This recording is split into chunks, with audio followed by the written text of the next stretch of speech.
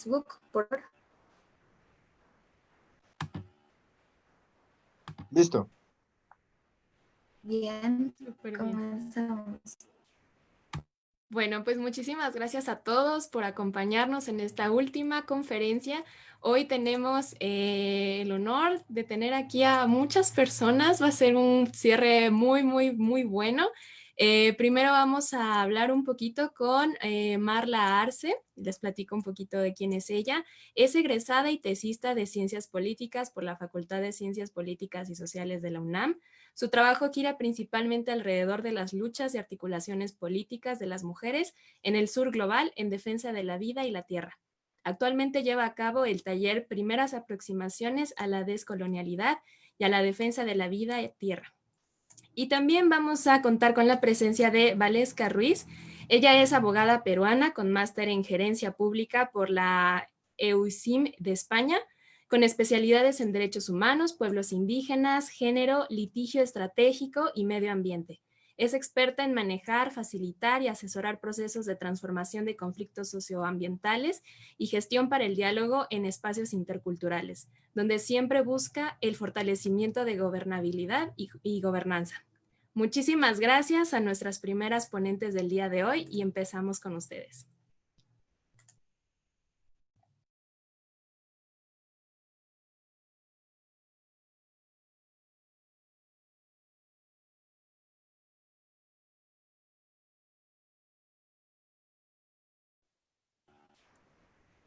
No sé si Valesca ya tenga lista su presentación. Hola, Podemos sí, comenzar. pensé que empezábamos conmigo entonces. Ah, ya, dijeron Marla. Está bien. Voy a compartir mi pantalla porque he hecho un punteo de información. ¿La ven? Sí, ya se ve. Perfecto. Bien, buenas tardes, muchísimas gracias. Yo soy Valesca y estoy muy feliz de poder compartir esta tarde de domingo con todas ustedes, con todos y todas ustedes. Me conecto desde Lima, Perú, y soy parte de este movimiento maravilloso que se llama Defensoras. Tengo entendido y escuché un momento en la mañana a Sandra Guzmán, que es también parte de este movimiento, de hecho una de las que lo ha ideado. Y estamos aquí en atención a su invitación, la cual agradezco, para hablar sobre interculturalidad, antirracismo y buen vivir. Me pareció cuando leí el título de la presentación que quería que comparta que esto era la fórmula ideal. Si nosotros hablamos de interculturalidad y le sumamos una visión, una posición antirracista, vamos a tener como resultado esto que buscamos con el buen vivir, ¿no? En términos generales, yo les puedo decir que la interculturalidad es el diálogo de las culturas, el diálogo entre los grupos culturales. ¿Se ve bien la pantalla? Porque a mí me sale como admitir, perdón, paréntesis. Sí se ve bien, solo si puedes encender tu cámara. Ah, está bien. Voy a prender mi cámara. Estas modernidades. Ok, ¿me ven? Sí, sí te vemos. Perfecto, entonces retomo. Muchas gracias. Nada más que todavía no estás compartiendo pantalla. ¿Ya está? ¿Se compartió? No, todavía no. No, ya no está compartida. No, ya no estás compartiendo pantalla, Valesca. Ah, Listo. Listo. Perfecto. A mí me salía que sí. Solo que me sale... Me pueden quitar de host, de hospedadora, porque me salen todas las solicitudes de ingreso. Lo que pasa es que si no, no podrías compartir pantalla. Ya se lo retiré y sí puede compartir pantalla, no se preocupen. Ya, Gracias. muchísimas gracias. Bueno, empezamos. Yo les comentaba de que cuando me propusieron conversar al respecto sobre interculturalidad, antirracismo y buen vivir, me sonaba como un canal, ¿no? Nosotros cuando hablamos de esta idea, esta ideología, este pensamiento, este sentimiento del buen vivir, es esta búsqueda de reconocer a todas las personas de la humanidad como parte de un entorno social, parte de entornos culturales diferentes, partes del medio ambiente, reconocer de igual a igual a la naturaleza, a todos los seres que habitamos en ella, ¿no? Incluyendo los componentes ambientales.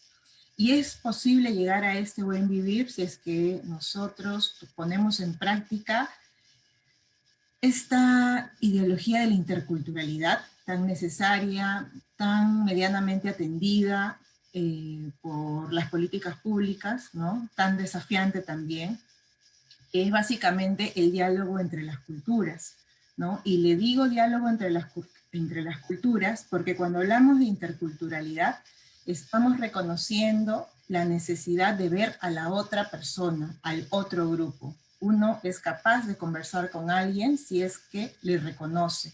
Entonces yo miro a la otra persona y para dialogar sé si es una persona, es una niña, es un niño, es una persona tal vez me doy cuenta que tiene otro idioma. Entonces cuando yo reconozco a la otra persona soy capaz de establecer mis canales comunicativos adecuados para lograr ese diálogo, ¿no? Cuando hablamos de antirracismo, nos referimos a una posición política que se basa fundamentalmente en el principio de la no discriminación, que como lo vamos a ver más adelante, está recogido en todos los instrumentos internacionales que protegen los derechos humanos, tanto a nivel de Naciones Unidas, que están los primeros instrumentos a nivel de Naciones Unidas, es la Declaración Universal de los Derechos Humanos, los pactos, el de derechos económicos, sociales y culturales, y el de derechos civiles y políticos. Ahí se reconoce el principio fundamental de la no discriminación. Pero no solamente hace falta reconocer un principio fundamental de no discriminación. Cuando hablamos de antirracismo nos estamos colocando como personas en una posición de rechazo a todas las actitudes que son racistas y que por ello menoscaban el acceso a derechos y libertades de muchas personas, sobre todo a las personas históricamente vulnerabilizadas, ¿no? Desarrollemos un poquito más. La interculturalidad nos propone un cuestionamiento de las estructuras coloniales del poder. Y estas estructuras coloniales del poder no solamente es cómo está organizada la sociedad por clases, sino también la forma como tiene que ser entendido el saber, la forma como se concibe lo que es conocimiento, ¿verdad? También el ser, cómo una persona ejerce su ser, su individualidad, ¿no? Y las relaciones con la naturaleza. Si nosotros que estamos 12 de octubre, recién la semana pasada, y que hubieron mucha movilización a través de los medios virtuales por la situación de emergencia sanitaria global en la que nos encontramos, recordamos algunas manifestaciones sumamente válidas y que suscribo, que señalaban de que cuando Cristóbal Colón llegó a América, no nos descubrió, porque esta posición de descubrimiento a las Américas es una posición colonialista, toda vez que desde su comprensión nos querían imponer una forma de conocimiento, una forma de expresión cultural, de ser, de sentir, de pensar, ¿verdad? Y las relaciones que nosotros deberíamos tener con la naturaleza. Ellos no entendieron que la diferencia era también válida en su momento, ¿no? La interculturalidad también nos propone refundar estas estructuras sociales de donde se desarrollan todas estas formas, todo este saber, todas estas relaciones, ¿no?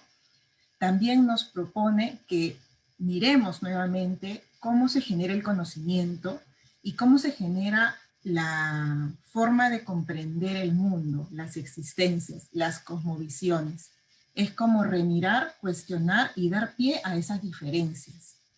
Permite, con este mecanismo, garantizar el acceso y disfrute a derechos fundamentales, porque si lo trasladamos a una visión de políticas públicas interculturales, permitiríamos, a través de mecanismos adecuados en idioma, en forma de transmitir la información, en la forma como construimos el conocimiento, en la forma como incluimos los idiomas de los pueblos indígenas en la tipografía para los documentos nacionales de identidad, los abecedarios, en las formas como las otras personas entienden el desarrollo, ¿no?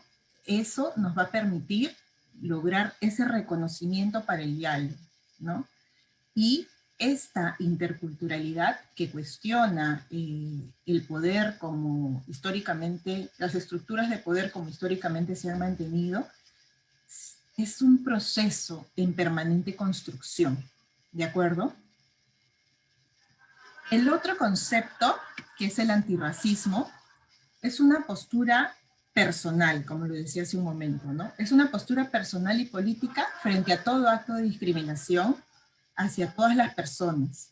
Y esta postura personal y política que rechaza toda forma de discriminación hacia todas las personas, esta discriminación que ocurre está basada en la idea de razas.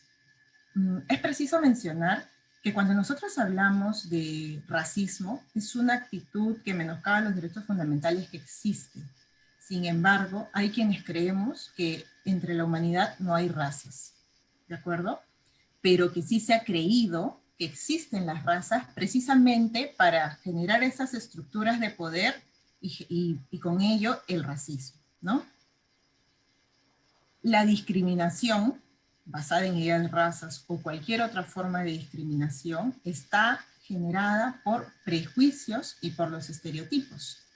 Los prejuicios son estas ideas preconcebidas de cómo es algo, según mi imaginario, según la forma como yo entiendo el mundo, según la forma como he aprendido, como me han enseñado a qué es el mundo, ¿de acuerdo? Y los estereotipos son estas generalizaciones, estas ideas que grupos masivos pueden, o ni siquiera necesariamente masivos, pero estas ideas de lo que deberían ser o cómo se ven, o cómo estamos de forma limitada tal vez viendo a los otros, ¿no?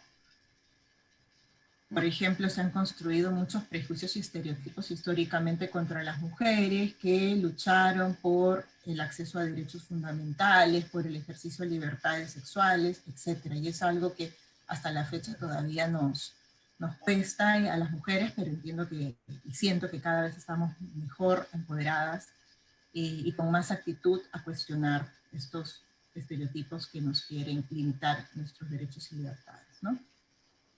Todas las normas de derechos humanos fundamentales recogen este principio de no discriminación, que es lo que justifica normativa y jurídicamente a la posición personal, política y colectiva del antirracismo, ¿no?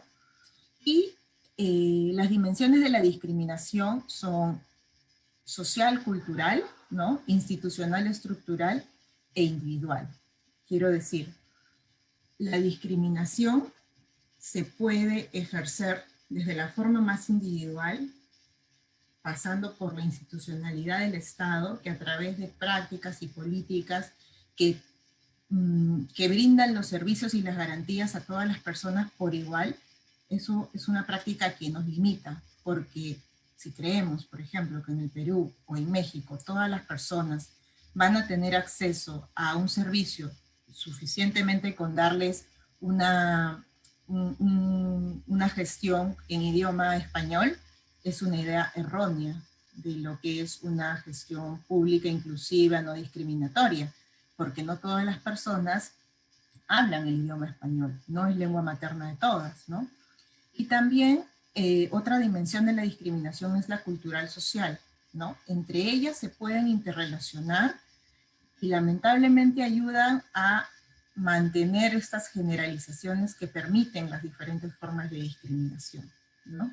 Entonces, el antirracismo es una posición política personal frente a la discriminación. Es tomar posición y decir rechazo estas ideas racistas porque no están de acuerdo con que reconozcan en todas las personas sus derechos y sus libertades, ¿no? Es una forma de discriminación que está invalidada en todo el mundo, al menos normativamente, y que, bueno, lo pendiente es que social e institucionalmente se continúe superando estas barreras, ¿no?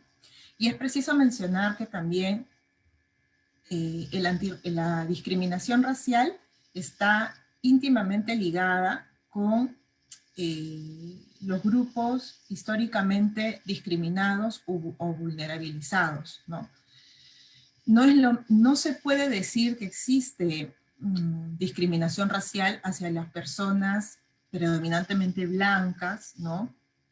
De color de piel más claro, ¿no? Porque no han sufrido estas formas históricas de discriminación, porque no han sido extraídos de sus diversos pueblos africanos, ¿no? Y han sido sometidos a estos tratos crueles, humillantes, históricamente no han sido despojados de sus tierras y de sus territorios, lo mismo que contra los pueblos, lo mismo con los pueblos indígenas, ¿no? Los pueblos indígenas sí son parte de estos grupos históricamente vulnerabilizados, lo somos también las mujeres, ¿no? Incluso también cuando hablamos desde las teorías de la discriminación basada en género, que afecta sobre todo a las mujeres, que nos afecta a las mujeres, hay un término que es la interseccionalidad, ¿no? Que es como dentro de una misma persona, dentro de una misma mujer, dentro de un mismo sujeto de derechos, repercuten diferentes formas de discriminación, ¿no? Entonces, ahí también se puede seguir hilando fino y ver cómo una acción vulneratoria de derechos fundamentales puede tener como medio una actitud de discriminación racial, de discriminación por género, de discriminación por idioma, de discriminación por indumentaria, de discriminación por apariencia, de discriminación por clase social, de discriminación por haber accedido o no a estudios académicos formales, y así pueden repercutir en las mujeres diferentes formas de discriminación, ¿no? Que esto es por eso existe la necesidad de analizar desde una perspectiva interseccional todas las formas como nos pueden discriminar. Aquí no pude dejar de mencionar a esta gran maestra Angela Davis cuando ella manifestó que en una sociedad racista como la que vivimos no es suficiente ser no racista, sino que debemos ser antirracistas. No es suficiente decir yo rechazo toda forma de discriminación, sino exige y demanda de todas las personas tomar una posición y decir soy antirracista, estoy en posición, rechazo, levanto mi voz, señalo, todos esos tratos y actitudes, ¿no?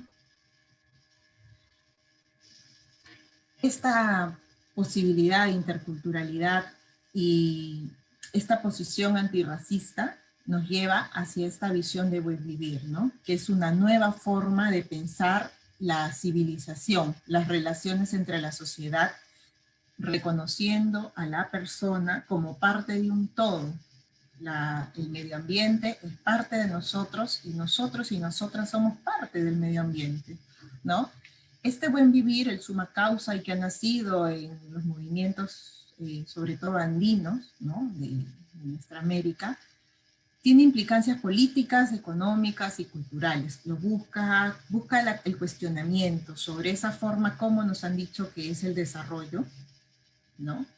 Y que esta forma como nos han dicho que es el desarrollo, que es estar bien, realmente no ha sido satisfactoria para la gran mayoría de las personas históricamente vulnerabilizadas. Es por eso que vinieron con esta nueva forma de ver las relaciones sociales, ¿no? Que se basa mucho en el conocimiento ancestral de diversos pueblos andinos y que se ha complementado luego en nuestros encuentros dialogantes con también movimientos o grupos culturales amazónicos, ¿no?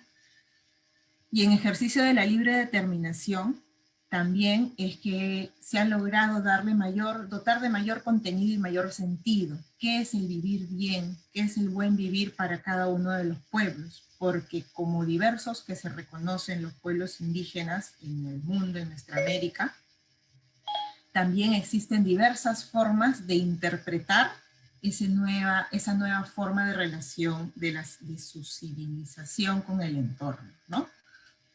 Y también lo que les decía, ¿no? Es un serio, directo y claro cuestionamiento a que el desarrollismo, la idea de que las industrias es el medio para estar bien, no es lo que corresponde para todos y todas. Que puede ser una forma, pero como ya sabemos que esa forma de desarrollo basado en las industrias, como las industrias extractivas, han mantenido en opresión a estos pueblos, pese a que ya han estado vulnerabilizados de otras formas, y como no ha resultado, es una nueva posición, es una nueva postura, y que si bien es cierto ha tenido un eco jurídico, normativo en países como Bolivia y Ecuador, todavía continúa siendo un desafío, ¿no?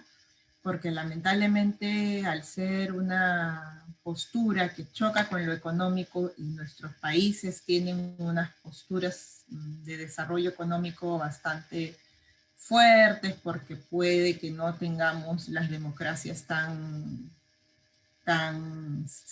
cimentadas, es que se pueden generar conflictos por la falta de comprensión o por las pocas ganas desde el funcionariado público de entender lo que es una visión de buen vivir, porque hace falta mirar con lentes de interculturalidad, las otras formas como el resto también puede querer ese desarrollo, ¿no? No solo es único. Entonces la mezcla de interculturalidad con una posición antirracista creo que es una buena vía, un buen canal para lograr ese buen vivir. Una agenda pendiente respecto de esto, que es sumamente grande, y yo no me quiero poner a demarcar una evaluación de panorama mundial político económico, simplemente les quiero decir algo que creo que puede resonar más en cada uno y cada uno de nosotros y nosotras. Asumir una posición personal, y esa posición personal va a lograr que nuestro entorno colectivo, va a lograr un cambio en nuestro entorno colectivo, ¿no? Porque si nosotros cuestionamos esas actitudes que menoscaban el acceso a derechos de muchas personas o de los grupos históricamente discriminados, vamos a lograr un eco, y vamos a ver que tal vez al principio hasta nos van a hacer cargar un montón, pero luego poco a poco vamos a ir identificándonos o permitiendo que otras personas se identifiquen y pudiendo sumar nuestras voces para decir basta de ver estas formas, basta de tener bromas, chistes que simplemente están reproduciendo prejuicios y estereotipos, ¿no? Burlándose de apariencias, formas de hablar de la gente, formas de entender el mundo, formas de utilizar su indumentaria o de mostrar el cuerpo, etcétera, ¿no? Hace falta una reconciliación con el medio socioambiental. Ojo, toda esta agenda pendiente es bien personal, repito. Una reconciliación con el medio socioambiental. Está en nosotros entender qué prácticas queremos encaminar en nuestra forma de consumo, por ejemplo. Vivimos en una sociedad que constantemente nos dice que el éxito es tener una u otra cosa, donde nos dice que para estar bien y para ser felices nos hace falta determinadas características materiales. A veces nos hacen perder de vista que todas esas cuestiones que vamos acumulando generan un impacto. Entonces, muchas personas estamos en la capacidad de elegir lo que queremos tener, lo que queremos adquirir, de qué forma, ¿no? Al menos en mi país se están generando cada vez más movimientos de consumo local, consumo sostenible, que respete prácticas, ¿no? Hay cada vez más acceso a través de las redes sociales, por ejemplo, para poder consumir de productores locales o sin mayores intermediarios, para que permita esa sostenibilidad en la cadena, ¿no? Y también entendiendo que esta alianza que propone este lindo conversatorio está conformado por personas universitarias o de posgrados, yo quisiera invitar a cada una de ustedes como personas a que se piensen como profesionales que están en una posición de poder sobre mucha gente de nuestras mismas edades que no han podido acceder a esta educación formal, a esta información, que piensen en todo lo que necesitamos para generar estos cambios estructurales en nuestra sociedad y ponernos al servicio social. Y un servicio social por el buen vivir, por la sostenibilidad. ¿De qué manera yo, al momento de generar mis servicios profesionales, estoy optando, ¿no?, por un aporte hacia el buen vivir? Porque finalmente ese aporte al buen vivir es un aporte para el medio donde todas y todos estamos, y donde todos y todos nos necesitamos para que nuestro planeta se mantenga, para que las relaciones de opresión frente a grupos, entre los mismos grupos, pueblos afrodescendientes, pueblos migrantes, población LGTBIQ+, hacia las mujeres, hacia los adultos mayores, hacia nuestras niñas y niños, pueda ser mejor, ¿no? Entonces, estas son algunas ideas que yo he querido compartir como para provocar un poco la conversación, recogiendo un poco los conceptos que deberíamos tener como base o que yo propongo como base para este diálogo a partir de mi expertise, de mi conocimiento y de mi práctica, ¿no? Y quiero agradecer a nombre de Defensoras. Somos un movimiento que ha nacido este año, un año absolutamente desafiante en muchos sentidos. Tenemos un canal de YouTube donde están todas las clases que nosotros hemos tenido durante el año, hemos compartido con muchas mujeres maravillosas desde diferentes saberes y experiencias, mujeres, naturaleza y buen vivir a través del canal de YouTube, y también a través del Facebook, en la página Defensoras, y hay un grupo privado que se llama Defensoras de la Pachamama. Les agradezco mucho su tiempo y estoy aquí toda la jornada para responder las preguntas que requieran. Gracias.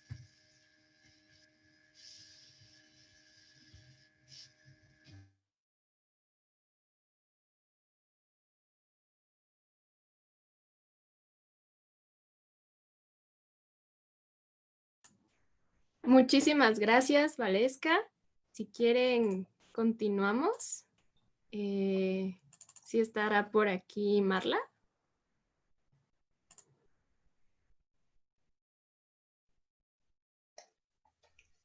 Sí, aquí estoy. Hola. Hola, ¿qué tal? Muchas gracias. Te escuchamos. Sí, muchas gracias a ustedes por la invitación y muchas gracias a Valesca por su presentación. Creo que más bien, bueno, yo no traigo una, pero creo que voy a sumar a esta gran explicación que nos ha compartido.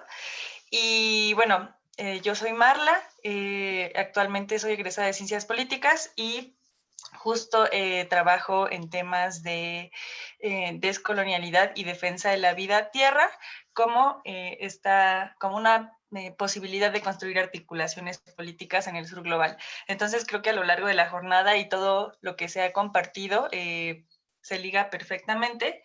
Y justamente, igual que Valesca, cuando vi el nombre del conversatorio, pues me daba mucho sentido, pero también era una invitación a pensar cuáles eran estas líneas o esta forma en la cual articulábamos estos conceptos de interculturalidad, antirracismo y buen vivir, porque creo que son conceptos que ahora están muy en boga, ¿no? Y estamos dialogándolo y lo estamos escuchando, pero creo que sí es necesario a veces tomarnos unos momentos para esto definir, ver dónde se unen, cuál es la complejidad de cada uno de estas propuestas. Y bueno, entonces, para compartirles brevemente, serán unos comentarios, son unas claves para pensar justamente el antirracismo, el buen vivir y la interculturalidad. Y pues para empezar, me gustaría retomar esto que ya se mencionaba anteriormente, que para construir buenos vivires es necesario pasar por una lógica antirracista, ¿no? Y esto sí sumando todo lo que ya nos compartía Valesca, y también me gustaría poner en la mesa, bueno, yo desde donde lo coloco y lo hablo es desde la postura descolonial, del giro descolonial, y entonces es importante retomar que desde esta perspectiva, pues entendemos lo racial como uno de los factores que han compuesto cómo nos vivimos el mundo, y sobre todo en lógicas de dominación, explotación y conflicto, ¿no? O sea, la raza que se inventa con el supuesto descubrimiento de América, todo esto entredicho, este proceso de saqueo y de genocidio que hay en estos territorios y después se mundializa después del siglo XVI, pues la raza va a ser una forma de jerarquización y de división de los pueblos y de las personas pues alrededor de del mundo, ¿no? Y lo que esto va a generar es que se generen estas relaciones desiguales que permitan que solo una forma de existir y de entender el mundo y de producir se expanda, ¿no? A nivel global y teniendo, digamos, el poder en unos pocos y con el subyugando, ¿no? Al resto de la población. Y bueno, esta condición racial también, digamos, va a sumarse a las cuestiones del sexo-género y de la clase, perdón, y así es como, digamos, se van a combinar estas, pues es justo, ¿no? Como formas de opresión para que las y los sujetos que habitemos el mundo vivamos, pues, bajo un patrón de poder moderno colonial, ¿no? Como se habló en otras anteriores charlas. Entonces, bueno, justo creo que entender lo antirracista pasa por entender de dónde viene esta invención racial, ¿no? Y para qué funciona. No simplemente sirve para diferenciar los grupos, ¿no? Y que no los ven la diferencia, sino más bien dentro de las desigualdades. Y que esto ha permitido que haya un modelo único al cual, digamos, estemos apostando a hacer, ¿no? Este modelo blanco, hegemónico, europeo, heterosexual, cristiano, que podemos sumarle un montón de características, nos ha dicho que la única forma de existir o la manera válida o a lo que siempre tenemos que apostar es ese modelo, ¿no? Y las otros sujetos que habitamos y no estamos en ese rango o no somos parte de ese sujeto deseable, pues pasamos a ser en ese momento sujetos de segundo nivel, ¿no? Y incluso se podría decir que ni siquiera se entienden como sujetos, ¿no? La cuestión de esta invención racial que se llega con el descubrimiento de América, la primera ruptura que va a ser es prácticamente incluso entre sujeto y objeto, ¿no? A los otros que no se les reconoce como blancos, pues van a ser incluso objetos, ¿no? Como la naturaleza misma, y por eso es que van a venir lógicas de despojo, de explotación a los recursos, a los mal llamados recursos naturales, por esta condición de no pertenecer como este sujeto universal. Entonces, justamente, ya que entendemos que lo racial sirve para configurar relaciones de dominación, explotación y conflicto que nos vuelve desiguales, también nos hace pensar en este otro concepto que se propone aquí, que es la interculturalidad, ¿no?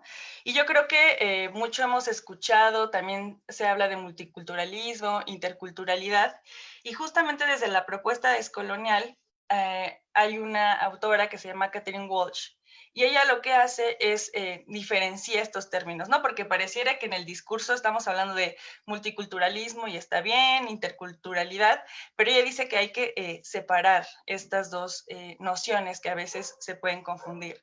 Cuando ella habla de multiculturalismo, habla de una noción eurocéntrica que habla, sobre todo, pareciera que relativiza es muy relativa a la diferencia, ¿no? Y las da por hecho, como si la diferenciación que existiera y que convive se da porque simplemente somos diferentes, pero eso no permite ver que hay desigualdades. O sea, el multiculturalismo pasa porque hay una cultura que es la norma, ¿no?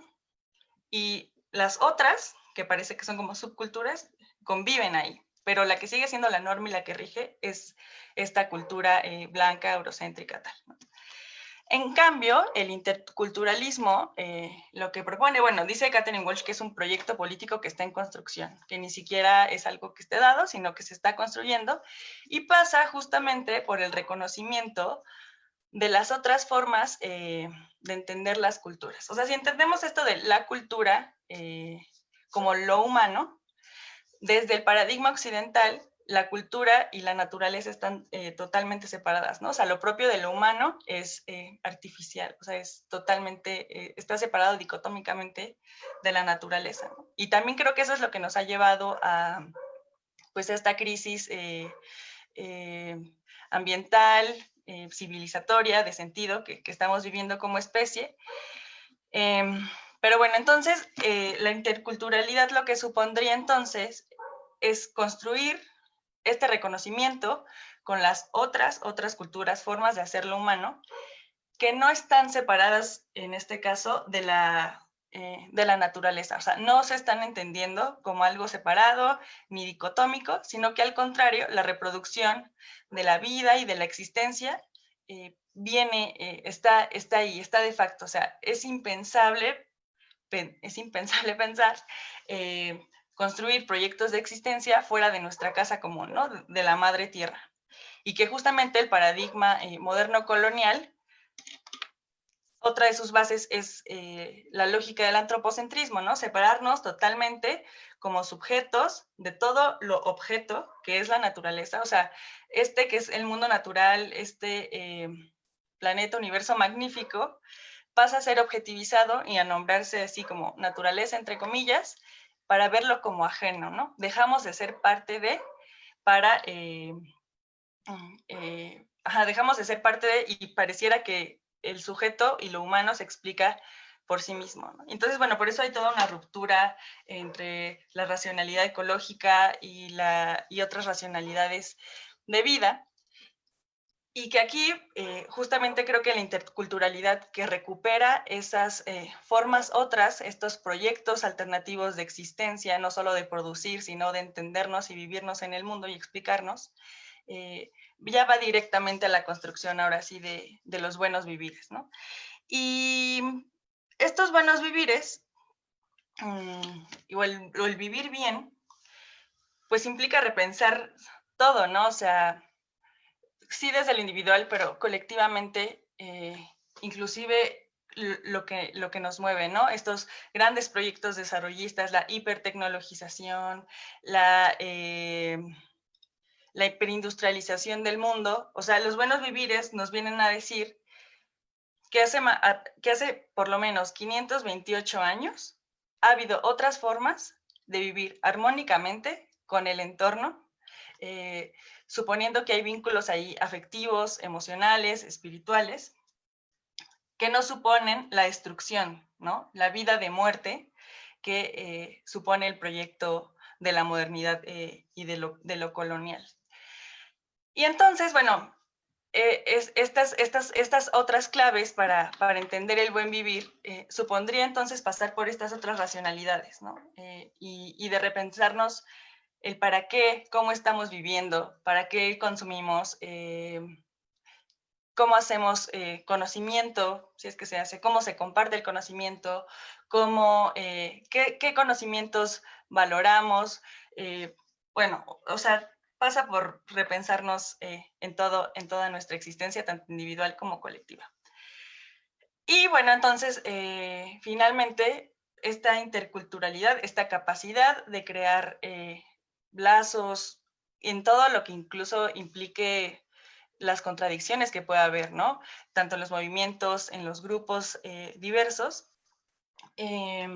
bueno, implican estas articulaciones, el pensar la interculturalidad, a abrirnos un camino a los buenos vivires en ese sentido, ¿no? Y que implica, pues, romper con esta racionalidad única de vida, que nos ha marcado como si estuviésemos destinados a solo existir de esa forma, que es esto, ¿no? Que ya hemos hablado, incluye destrucción, incluye muerte, incluye desigualdad. Y bueno, finalmente, yo creo que esto sería como algunas claves que suelto por ahí para poder seguir dialogando. Y bueno, esto, solo pensar que es necesario pensar estos como tres conceptos y irlos como hilando, ¿no? Tejiendo otras formas. Y eso sería todo.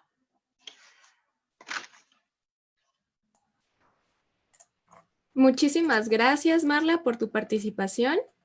Ay, perdón, no sé si se me escucha, tengo problemas técnicos. Sí se te escucha. Sí, sí te escuchas, Andrea. Ok, gracias. ¿Creen que me puedan ayudar con lo demás? Es que ya no encontré el archivo. Sí, muchas gracias. Nuestras próximas ponentes son Malinali Castañeda y Raiza Cortés.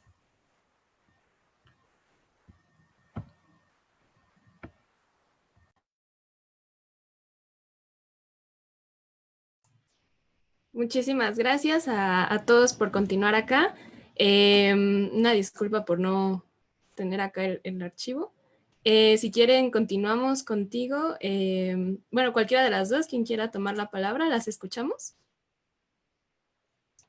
Gracias, Andrea, gracias, Aranza. Y también gracias a toda la alianza universitaria, que yo insisto en que ya deberían de cambiarse el nombre, Disculpa, pero la UDES. entonces no puedo dejar como que empiecen sin antes presentarlas, entonces pues antes que nada muchísimas gracias a Malinali por absolutamente todo, básicamente sin ella no hubiera sido posible el evento y en especial este conversatorio. Bueno, Malinali Castañeda Romero es egresada de la orientación en Ciencias Ambientales de la Licenciatura en Ciencias de la Tierra de la UNAM.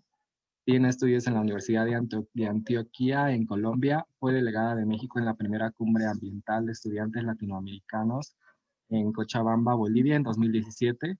Fue organizadora de la segunda cumbre ambiental de estudiantes de Latinoamérica de World Student Environmental Network. Pertenece a la División de Cambio Climático y es subdirectora de la Coordinación Operativa del Colectivo de Educación Ambiental. Bueno, Raiza Cortés Romay es bióloga de profesión, recientemente graduada. Trabaja a nivel académico principalmente con bioacústica de aves y con ecología de ambientes tropicales antoandinos. Es parte de un movimiento activista político ambiental desde el 2016, pero con mucha más fuerza desde el 2019, defendiendo los bosques de las políticas del gobierno boliviano que han logrado quemar muchas hectáreas durante los últimos 2 años. Ella considera que la ciencia debe ocupar espacios políticos dentro de la sociedad, haciéndose escuchar y compartiendo la diversidad de conocimientos siempre en pro de la naturaleza, respetando la autodeterminación de pueblos originarios y luchando por la democratización del conocimiento. También es activista feminista que busca la participación de la mujer en todos los espacios de la sociedad y el debido reconocimiento de las mujeres científicas en particular. Entonces, muchísimas gracias a ambas. Como podemos ver, su perfil está un poco más abocado a ciencias naturales, pero no por eso está alejado de los temas que vamos a discutir ahora. Entonces, pues ahora le dejo la palabra a Malinali. Muchísimas gracias. Muchas gracias, Iván. Y de nuevo les doy muchas gracias a toda la AUDS por el evento tan genial que han estado haciendo, por todo lo que han logrado y todos los vínculos que se han generado a partir de esta jornada. Raiza y yo, como ya vieron en nuestras presentaciones, no tenemos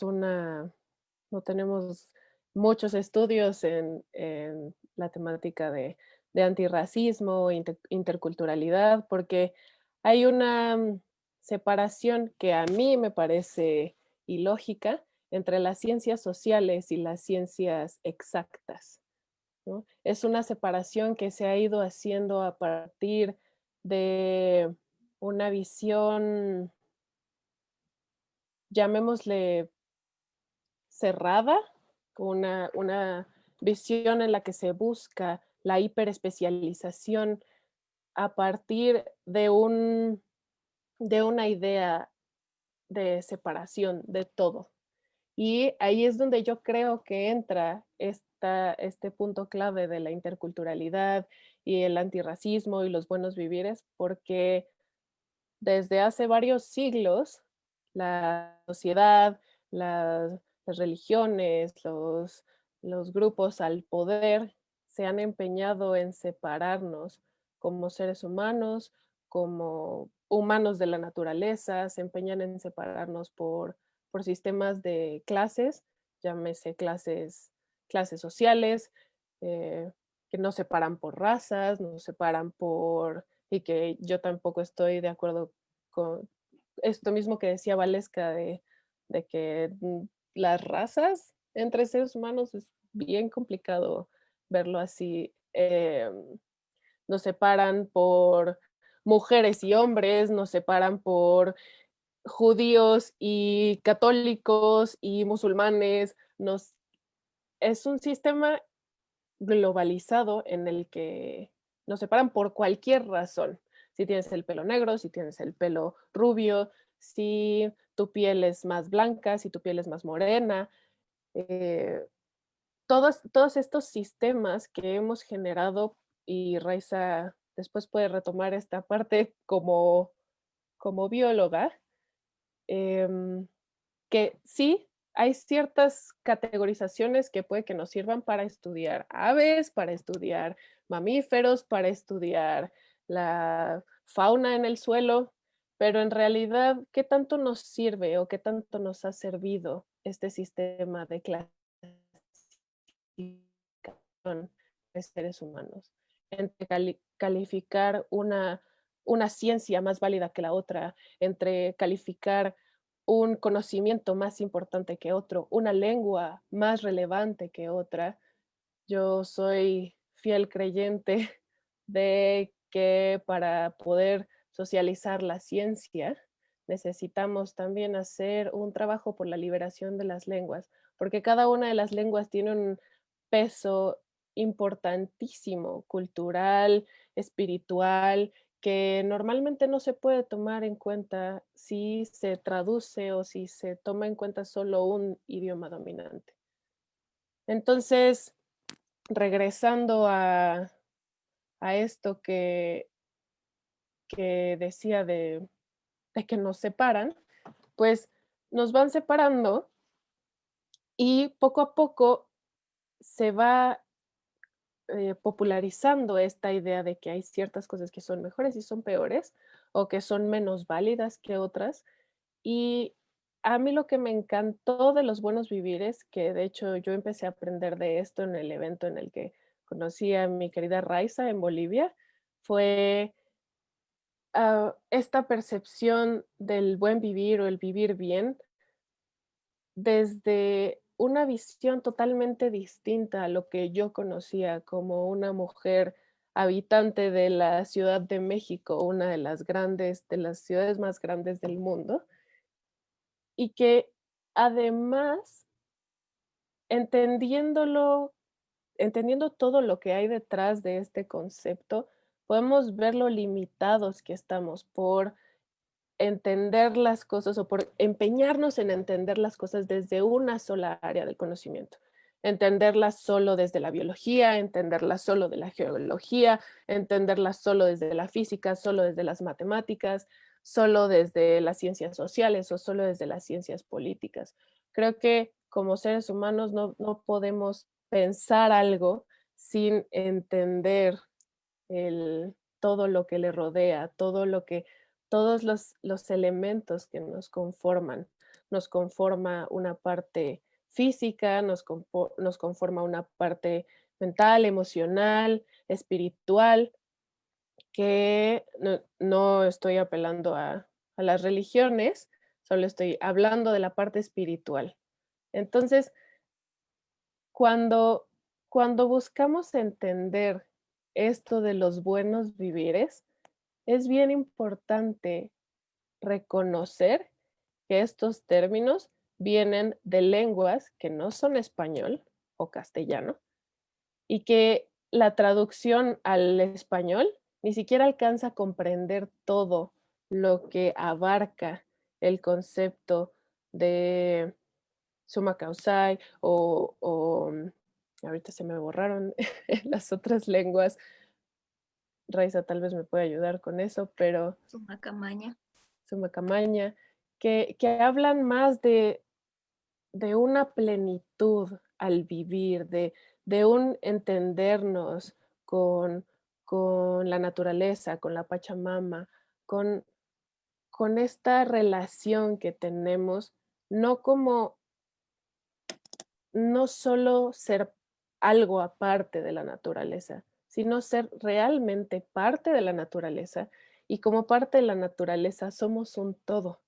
Y ese todo está compuesto de todos los tipos de ciencias, de todos los tipos de conocimientos, y para poder entender y poder ir más allá hacia lo que se puede llamar desarrollo sostenible, que no me gusta la palabra desarrollo porque surge a partir de una idea de industrialización y obtención de capital, pues si entendemos todos los elementos que nos conforman como seres humanos, como sociedades, como ecosistemas, así sea un ecosistema urbano, podemos ir, ir apostando a una relación mucho más amena, mucho más amigable entre nosotras mismas como personas y con el entorno que nos rodea. Entonces, una vez que te das permiso de entender o te das la oportunidad de entender al mundo como una suma de diferentes seres, de diferentes elementos, de diferentes formas de vida, entonces puedes entender que no todo tiene que ser blanco y negro, no todo tiene que ser arriba y abajo, no todo tiene que ser bueno y malo. Y a partir de eso podemos empezar a socializar la ciencia para que realmente sea accesible y no solo esté a la disposición de algunas personas, a la disposición de un género, porque también aquí podemos hablar de cómo las mujeres generalmente tenemos menos acceso a carreras de ciencia, tecnología, ingenierías. Em, También es bien importante notar el privilegio de clases en nuestros países latinoamericanos, el porcentaje de estudiantes que llegan a niveles superiores, llámese universidad, posgrados, es un porcentaje extremadamente bajo porque se hace creer como que solo ciertas personas merecen eso, solo ciertas personas por su color de piel, solo ciertas personas por sus ingresos, solo ciertas personas porque sus mentes son más valiosas. Entonces, por eso hay menos mujeres en la ciencia y en la tecnología, hay menos mujeres también en las escuelas, hay menos personas de color, personas indígenas, afrodescendientes, en todos nuestros sistemas escolares. Y hay una baja representación de todos estos grupos en espacios públicos. ¿Por qué? Porque se nos ha ido metiendo, nos lo han ido taladrando en la cabeza que, que hay ciertas cosas que son más valiosas que otras, que si no sabes español, entonces no vas a poder entrar a la universidad, no vas a poder entrar al nivel medio superior. Si no sabes inglés, no vas a poder llegar a hacer una maestría.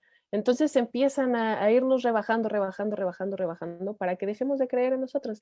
Y todo esto está fundamentado en todo el sistema que también estoy retomando lo que decía Marla hace rato, el sistema colonial, este sistema que llegaron y fue súper violento para decirles a las personas que estaban en nuestro territorio, en nuestros actuales territorios conocidos como Latinoamérica, que no eran tan valiosas y que si no se adaptaban, pues iban a matar. Entonces, poco a poco empezamos a absorber todas estas ideas, todo esto que pues fue más adoctrinamiento que nada, de que cierta religión es más valiosa, ciertos conocimientos son más valiosos, ciertas razas son más valiosas. Y también esta cosa de la valía. O sea, realmente necesitamos estar probando todo el tiempo cuánto valemos, cuánto sabemos, cuánto podemos, cuánto necesitamos llegar, cuán serias somos, cuán inteligentes somos, es un sistema de cuantificación que a mí me parece irreal e insostenible, porque la naturaleza es finita y a la vez es infinita en cierta forma, ¿no? Pero siempre, siempre creo yo que la mejor forma es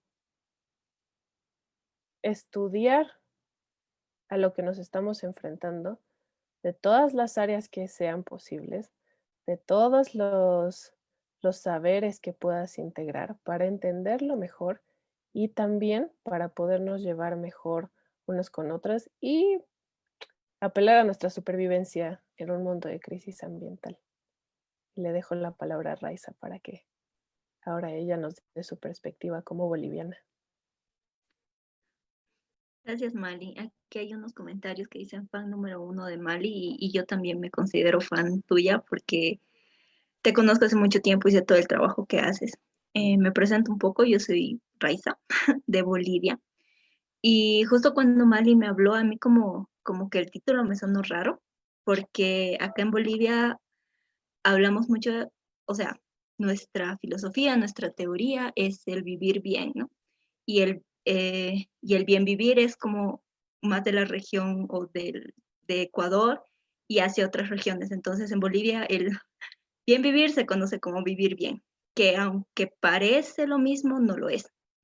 Acá en Bolivia, hace varios años, estamos impartiendo y estamos incluyendo esto de vivir bien hasta en nuestra normativa, ¿no? La Constitución política toma el vivir bien como principio del Estado plurinacional, o sea, es la base de nuestro país, es la base de todo en Bolivia, teóricamente. Y creo que es sumamente importante poder hablar de la teoría y la práctica también, porque lo que ha pasado en Bolivia, por ejemplo, es que este tema de la interculturalidad no se le ha tocado tanto y más bien se ha tocado mucho de la intraculturalidad, ¿no? Que es ver dentro de nuestra propia cultura. Pero en nuestra constitución política se reconocen 36 naciones indígenas, pero 2 de ellas son mayoritarias, que corresponde justamente a la región andino, altoandina, ¿no? Del occidente del país, y en menor porcentaje a las otras 34 naciones que hay en el país y que principalmente están en la región amazónica de los valles o como en la región norte de Bolivia. Y pese a que en la Constitución política en muchos artículos se habla sobre el respeto a la autonomía, a la autodeterminación de los pueblos indígenas que están siendo reconocidos por la Constitución política, a partir de que se aprueba la Constitución política de Bolivia, en unos 2, 3 años posteriores, empieza a surgir como una especie de parches, ¿no? De parches para subsanar lo que no se consideraba que podía afectar al desarrollo de un gobierno que también estaba ligado al tema capitalista y extractivista. Entonces, el tema del antirracismo, por ejemplo, que está muy vinculado con la interculturalidad, que se complementan con esta filosofía del vivir bien, porque es una filosofía de vida, como decía Mali, de vivir en plenitud, que esa sería como la traducción correcta de la lengua quechua y aymara, de estas 2 palabras, ¿no? Que en aymara significa sumacamaña, o bueno, se traduce a la aymara, y en quechua se utiliza el sumacausay. Entonces, ya desde ya son lenguas occidentales en Bolivia y no son lenguas de la región oriental, de la región amazónica.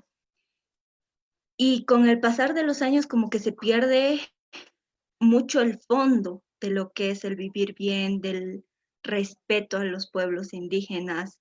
Y yo creo que tiene mucho que ver con el crear una teoría, una filosofía o el adoptar una filosofía sobre la cual no se tiene bases y mucho menos conocimiento, ¿no? Y entonces se empieza como a usar hasta vestimentas o rituales indígenas muy sectorizados, muy occidentales, y no se respetan otras determinaciones indígenas, ¿no? De otros pueblos.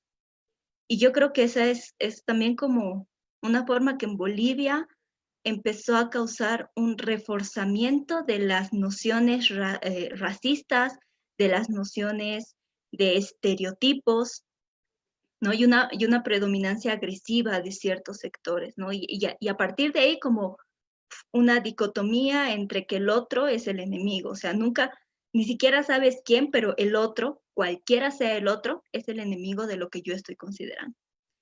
Y toda la teoría del vivir bien es hermosa, o sea, es incluso como científico, como biólogo, como alguien que trabaja con animales, que trabaja en el medio ambiente, que está ahí estudiando la pata de la pulga, te parece increíble, porque es la filosofía se centra en eso, ¿no? En cómo uno como humano forma parte de un sistema que está conectado en varios sectores, en varias formas, y que transmite una energía entre todos, y que eso está conectado con cosas que están más allá de lo que podemos ver, de lo que podemos sentir.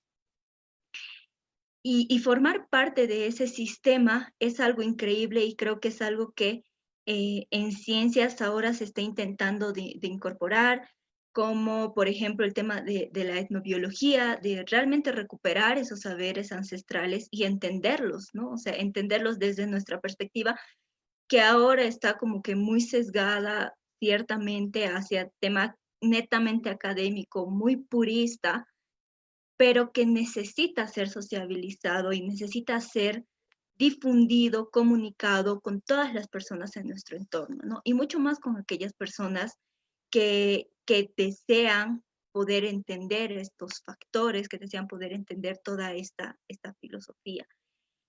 Acá en Bolivia, como había mencionado, hay esto de la autodeterminación de los pueblos indígenas, la autonomía y el respeto a sus territorios.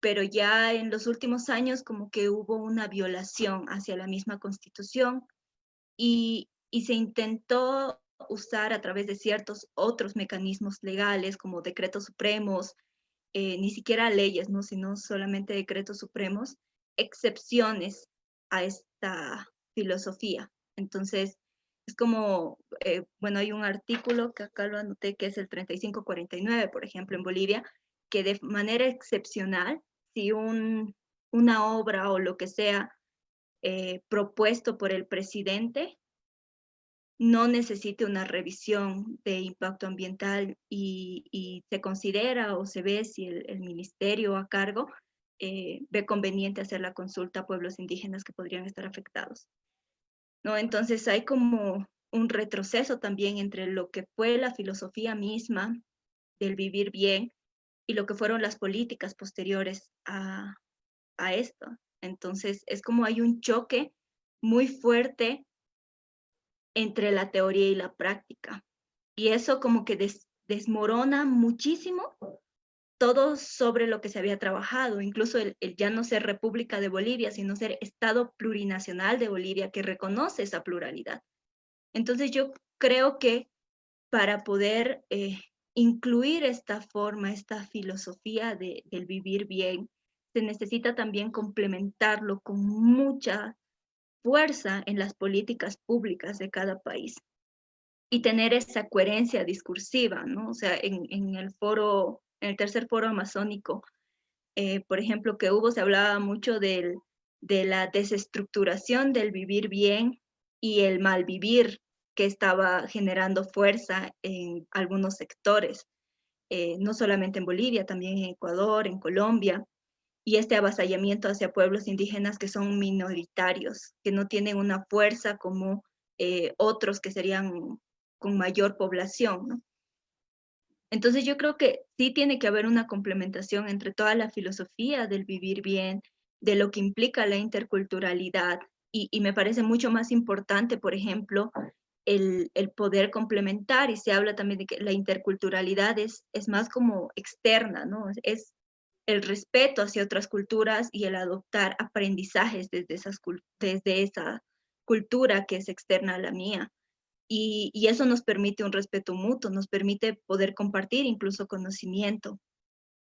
Y a partir de ese compartir conocimiento, y además de conocer a otro, conocer incluso aquí entre los que estamos, conocer lo que se vive en México, porque obviamente una filosofía no se puede adaptar a todos los escenarios de la misma forma, ¿no? Porque la realidad nacional de cada país es muy distinta, es completamente distinta, incluso muy diferente a lo que podemos ver en internet, a lo que podemos ver en noticias internacionales, porque no se está proyectando la realidad, porque sabemos además que hay como un silencio internacional en función de la conveniencia también social, económica, política, etcétera, ¿no? Pero yo creo que el conocer esa realidad nos permite respetarla y nos permite generar una filosofía de vida donde el conocimiento, incluso científico, ahora se está considerando o está considerando ser parte, ¿no? A nivel de la biología, el poder trabajar con comunidades indígenas nos permite también conservar, porque son ellos los que cuidan los bosques desde hace millones de años. No es como que los que estamos viviendo acá en la ciudad vamos a ir y vamos a proteger el bosque, pero algo igual que aprendí es como la gente tiene que comer. Y si alguien que está en plena Amazonía no tiene que comer y le pagan unos pesos para vender una hectárea, lo va a hacer. Y no está mal, porque se tiene que comer. O sea, en esta vida tenemos que subsistir. Nos han vendido un falso imaginario de desarrollo, como decía Mali, y yo creo que más de desarrollo de oportunidades, ¿no? O sea, si no tienes plata, no tienes oportunidad de estudiar. Y si tus hijos no estudian, van a venir a explotarlos. Entonces, esa cadena de pensamiento que es de explotación, de sumisión, genera también una pérdida de biodiversidad muy grande. Entonces, desde la academia, creo que recientemente, en los últimos años, sí he visto ese cambio, ¿no? De que no se puede trabajar por un pueblo indígena. Y yo parto mucho de eso. O sea, yo no voy a ir a trabajar por alguien. Voy a apoyar su autodeterminación y voy a apoyar lo que ese pueblo indígena defina o quiera, porque eso es lo que deberíamos de hacer y no tener como un paternalismo hacia un sector que está siendo más vulnerable, sino apoyar su lucha y reforzar su lucha en la medida de nuestras posibilidades, porque nosotros no estamos viviendo en ese sector, nosotros no estamos comiendo lo que comen ellos, no estamos compartiendo de manera tan directa. Entonces yo creo que la integración de toda la filosofía y también con la parte académica ahora es muy importante porque necesita tener una voz política y necesita ocupar espacios políticos. Esa sería mi intervención. Gracias. Muchas gracias, Marla, Raiza, Malinali y Valesca, por sus intervenciones. Ahora pasaremos a abrir el diálogo con el público y tenemos algunas preguntas por aquí y espero que nos puedan responder. La primera, respecto al uso del lenguaje, me gustaría saber qué opinan de hablar de la latinidad como discurso de orgullo por ser latino, cuando en realidad es un eufemismo del mestizaje, producto de la violación a mujeres racializadas aborígenes. Y también por acá en Facebook nos preguntan, Kike Hernández, tengo una duda que no le queda clara todavía. ¿Cómo o cuál podría ser la diferencia de pluralismo con los conceptos de multiculturalidad e interculturalidad? Gracias. Y Susi Ali, ¿cuál o cuáles elementos consideran que han sido clave para perpetuar las diferentes opresiones en el mundo? ¿Qué se tuvo que sacrificar para que las personas pudieran oprimir, explotar o incluso matar a otras personas o a la naturaleza?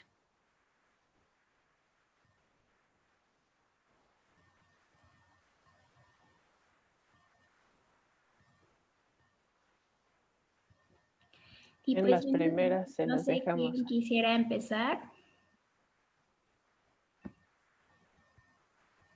Se las podemos dejar a Marla y Valesca que nos aporten desde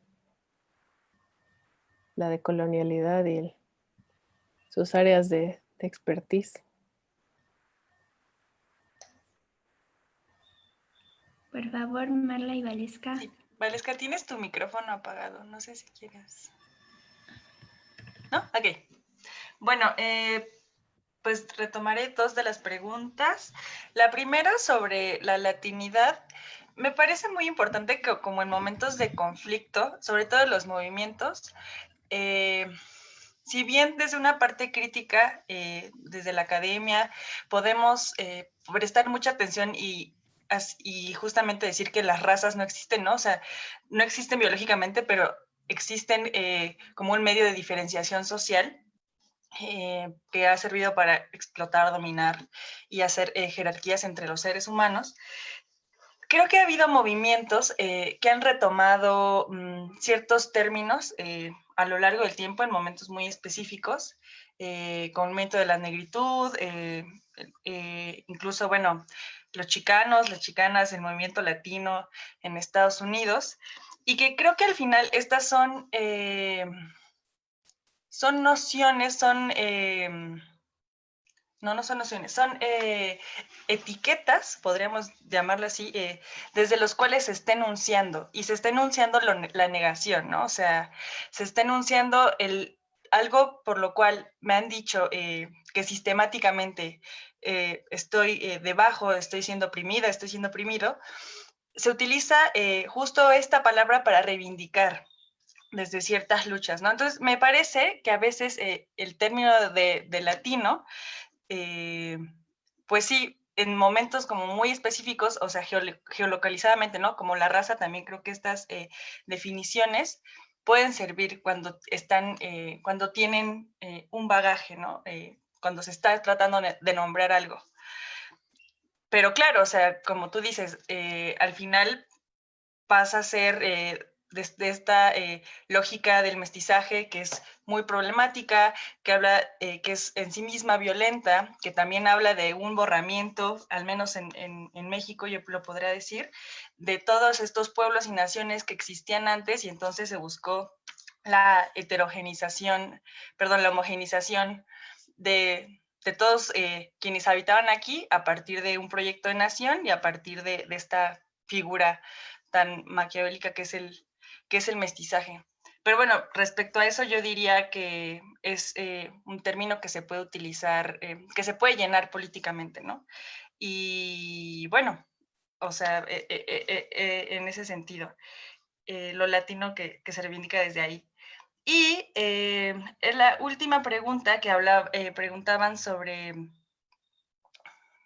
cuáles fueron estas claves o estos puntos que permitieron que existiera unos procesos de violencia contra otros y otras y el medio, nuestra casa común.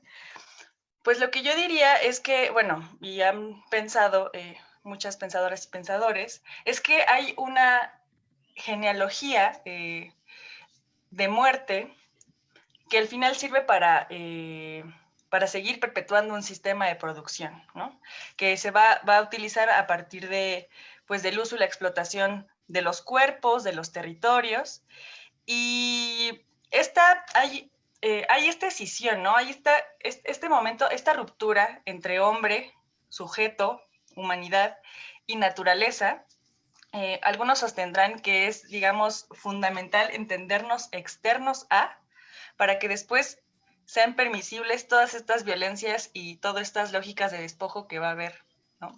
Porque si entonces nosotras y nosotros no nos sentimos tierra, no nos sentimos parte de, obviamente va a ser mucho más fácil que se establezcan proyectos de despojo, de violencia, porque lo estamos sintiendo ajeno todo el tiempo.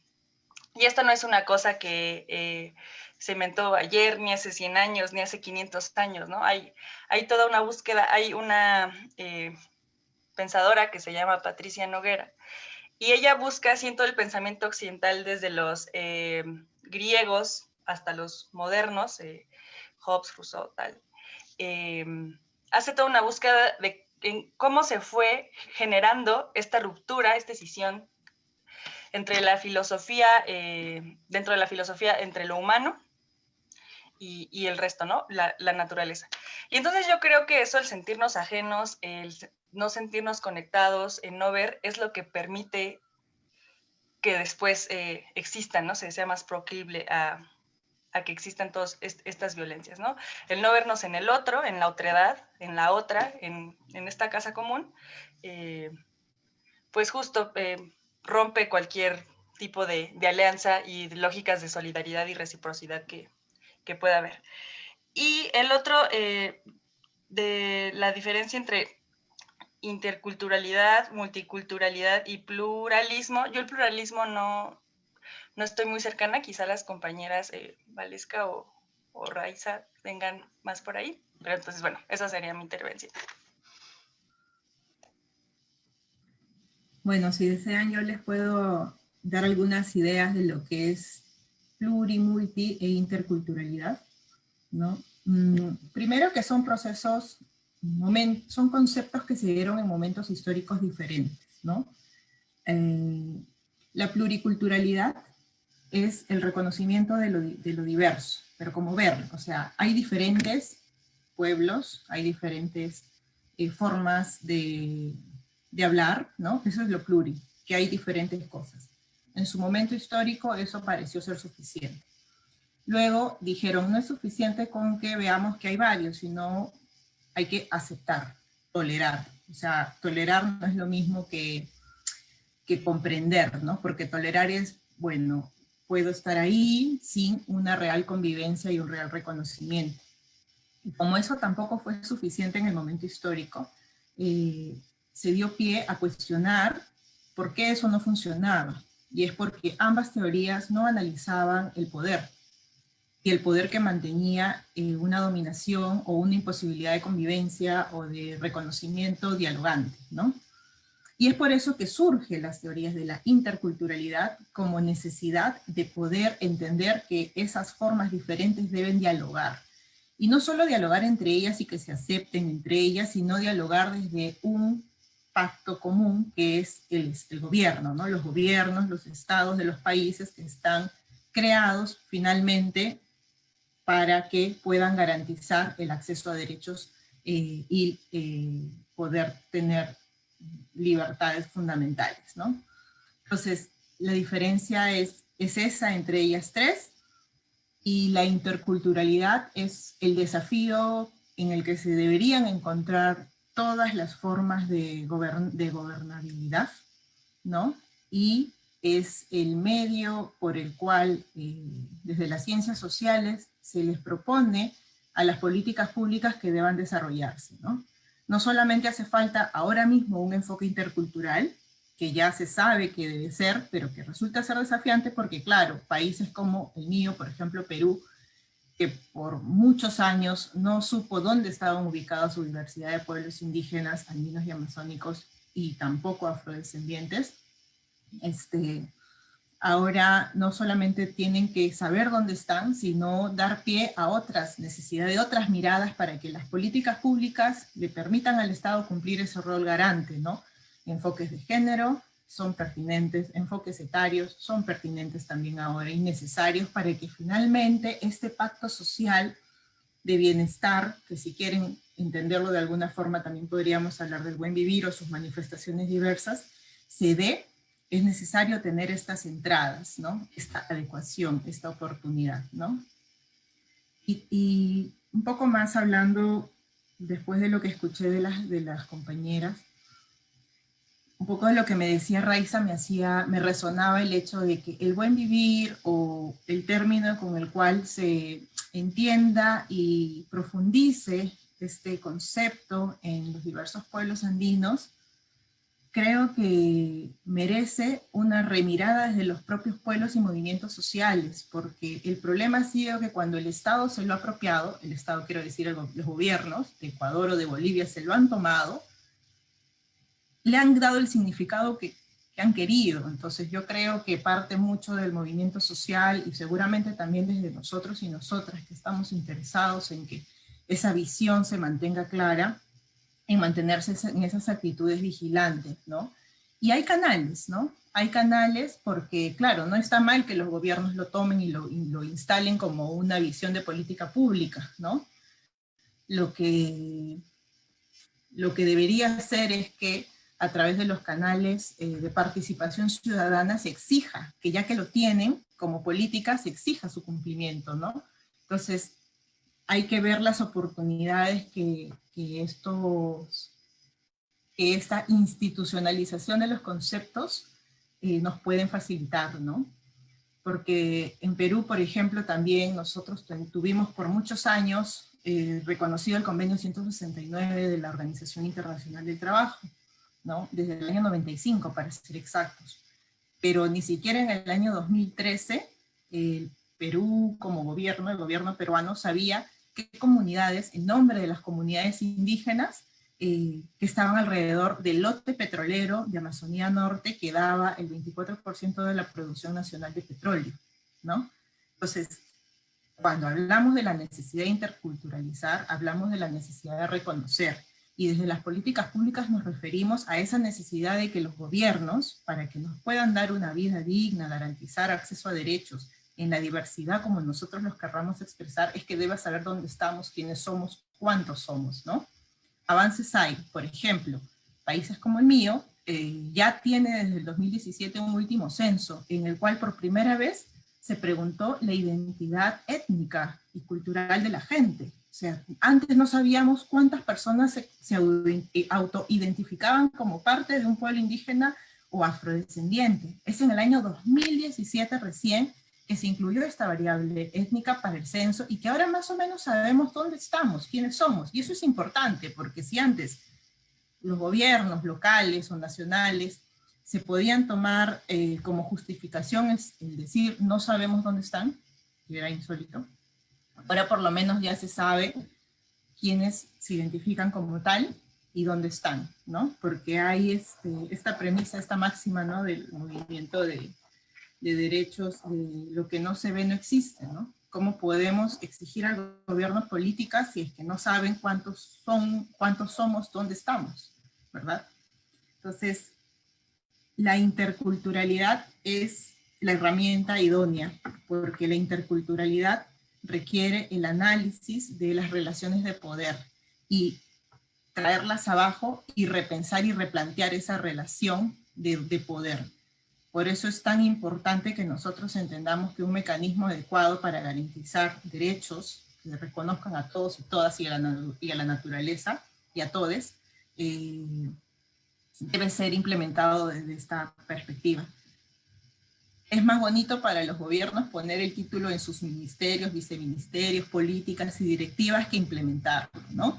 Pero cuando ya está dentro de una política, y veamos que esté bien planteada, ya tenemos una herramienta para decirle, oye ministerio, oye despacho, oye gobierno, alcaldía, qué sé yo, tú tienes esto. Entonces yo, como mi rol vigilante, parte de mi individualidad o de mi colectividad, te exijo y tal, ¿no?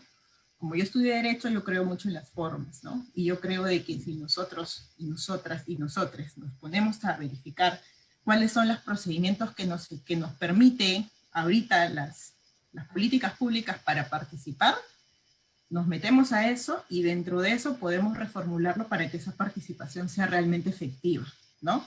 Que se permita la voz, la palabra y que se tomen las decisiones conforme esa voz y palabra de todas las personas dentro de los procesos. Y que si no es suficiente, que se sigan implementando esos procesos, como dije hace un momento y como lo repitieron también.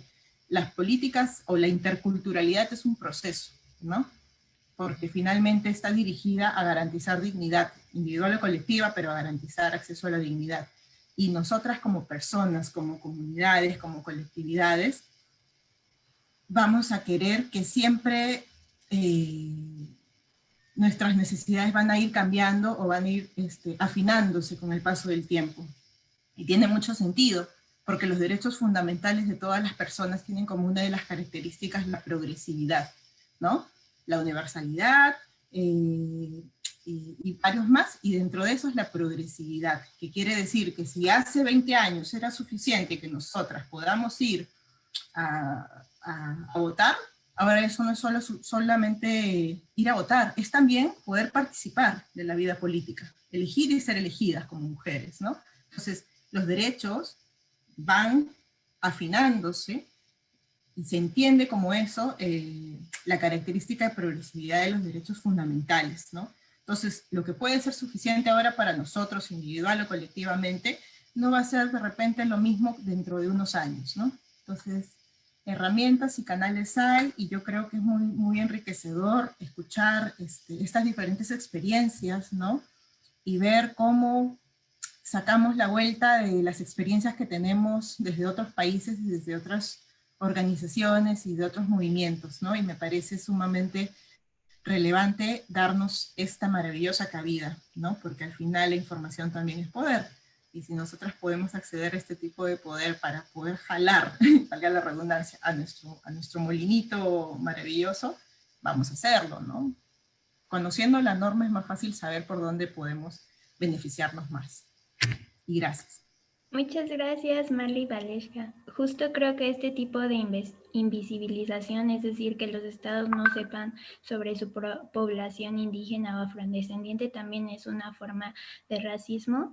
Y tenemos últimas preguntas y se las leeré enseguida.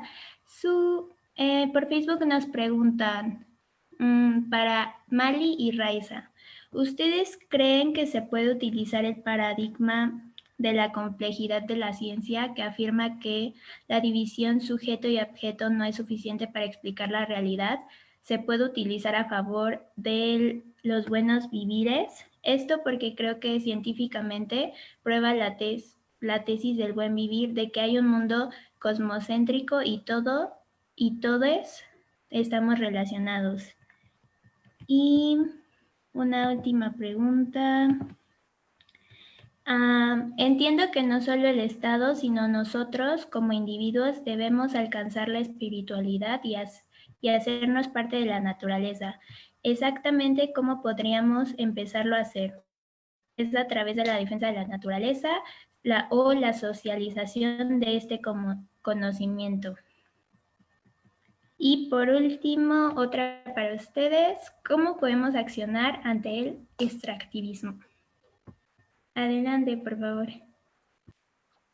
Le voy a dejar la del extractivismo a Raiza, pero yo sí quiero comentar sobre esta pregunta de los sistemas complejos.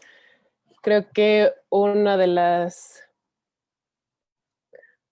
formas que ya se han ido abriendo para hacer ciencia en el mundo es justo analizar el problema o el sistema en el que te encuentras como algo complejo y abordándolo desde diferentes aristas, desde todos los puntos que puedas ver, y se analiza cuáles son los actores, cuáles son las interacciones, cuáles son los resultados, cuáles pueden ser también los resultados inesperados. Y a partir de todo este análisis, cuando estás haciendo un análisis de sistemas complejos, te das cuenta cada vez más de todas las cosas que intervienen. Estás tratando de delimitar una cosa dentro de una caja cuando esa cosa no entra dentro de una caja. Las personas no podemos entrar dentro de una caja porque cada persona tiene historias diferentes, tiene proveniencias diferentes, tiene tamaños físicos diferentes, tiene colores, tenemos tonos de voz diferentes. Realmente el determinar algo solo en un cuadrito me parece muy limitante a nuestra forma de hacer ciencia. A mí lo que me gusta mucho de mi carrera, y pueden tomarlo como comercial o no, es que analizamos las diferentes problemáticas o los sistemas desde diferentes áreas.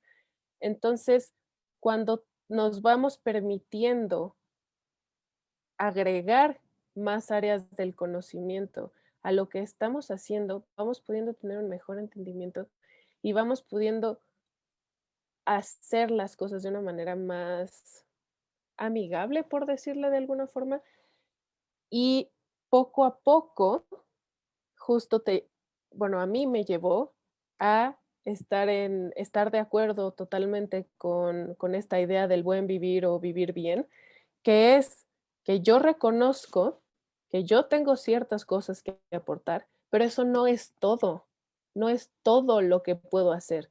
Y hay otras áreas del conocimiento, hay otras personas que también van a tener cosas que aportar, también van a tener cosas que que decir, que enseñarnos, que mostrarnos, interacciones totalmente nuevas que yo desde mi punto de vista, yo desde lo que yo conozco, nunca las voy a ver, nunca las podría considerar, y todas estas diferentes áreas o formas de obtener conocimiento sí las tienen. En- Así que realmente sí lo veo como algo clave para que podamos comenzar a, a definir cómo queremos hacer ciencia, cómo queremos obtener el conocimiento, a partir de dónde vamos a hacer educación, a partir de dónde vamos a hacer em, relaciones con otras personas, a partir de qué, llamémosle, principios vamos a decir qué sí es válido y qué no es válido, cuando para mí ciertas cosas pueden ser totalmente válidas y hay otras cosas que para otras personas pueden ser, pues, irrelevantes, ¿no? Hay a quien les pueda gustar mi fondo del Nevado de Toluca y hay quienes puedan pensar que ese fondo no es adecuado para esta